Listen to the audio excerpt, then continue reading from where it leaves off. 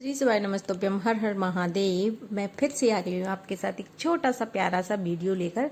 शिवरात्रि के दिन पार्थिव शिवलिंग क्यों बनाए जाते हैं, क्योंकि एक छोटी सी कहानी है। मुझे पूरी तो याद नहीं, लेकिन मैं थोड़ी सी आपको बता दूंगी।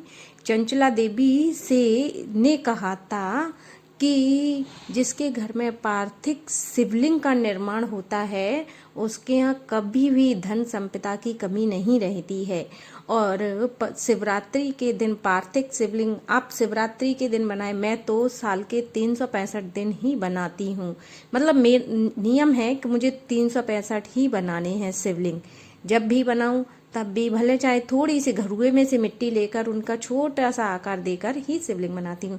तो चलिए, अगर आप शिवरात्रि के दिन शिवलिंग बनाते हैं तो इसका एक छोटा सा प्यारा सा वीडियो है। शिवलिंग मिट्टी के पार्थिव शिवलिंग होंगे तो इससे आपको कभी किसी भी चीज़ की जैसे धन संपदा की कमी नहीं होती है।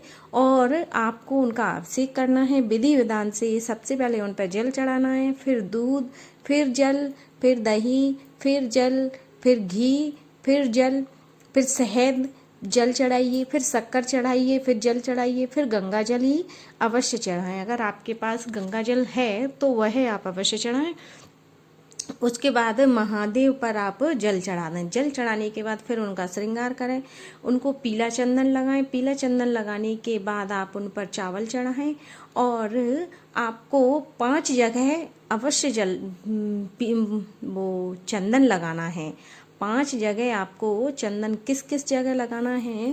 एक शिवलिंग के ऊपर लगाना है, दूसरा माता पार्वती जी का जो हस्त कमल है आपको वहां पर चंदन लगाना है, तीसरा चंदन आपको जो कार्तिकेय जी का स्थान है वहां पर लगाना है, चौथा चंदन आपको जो अशोक सुंदरी का जल बहकर नीचे की साइड जाता है आपको वहां लगाना है, और 5वां चंदन आपको माता पार्वती जी के कंठ के यहाँ पर लगाना है। इस तरह से आपको किसी भी जैसे कोई रोग है, बहुत ही ज़्यादा आपको रोग से परेशान है, कोई बीमारी से परेशान है, तो यह उपाय अवश्य करना।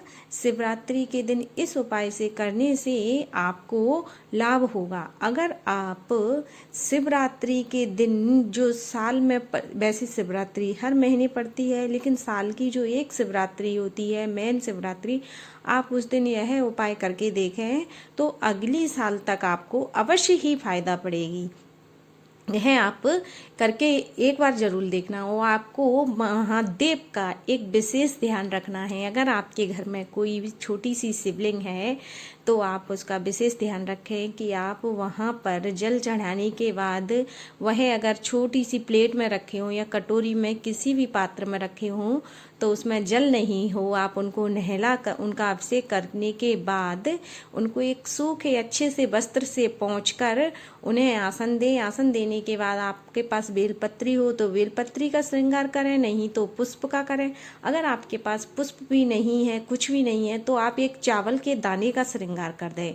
और आपको एक और उपाय है जो कि आपको 7 काली तिली लेनी है, एक बड़ी वाली लौंग लेनी है, जो काली मिर्ची होती है वो लेनी है आपको, एक काली मिर्ची और 7 काली तिले लेनी है। ये महादेव पर आप चढ़ाएं और चढ़ाने के बाद अपने हाथ जोड़कर आपकी जो भी मनोकामना हो या जो भी इच्छा हो तो वह अवश्य पूरी होगी।